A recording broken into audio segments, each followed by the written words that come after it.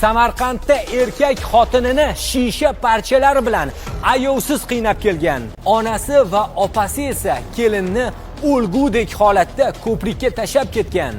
Oilaga chora ko'riladimi? Amaldor fuqaroga seni oyog'im tagiga olaman deb tahdid qilgan. Bu jarayon videoga yozib olingan. Endi nima bo'ladi?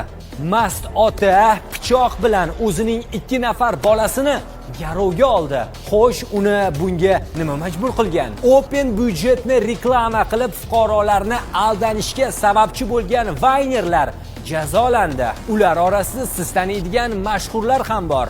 Saida Mirziyoyeva Toshkentdagi vaziyatni keskin tanqid qildi. Sharmandalik deb baholangan ishlar qaysilar? Bo'lajak xotinni urish uchun shug'ullangan sportchi jarimaga tortildi. Maqsadni kattaligini qarang. Endi B2 sertifikatiga ega bo'lmagan o'qituvchilar ishdan olinishi mumkin.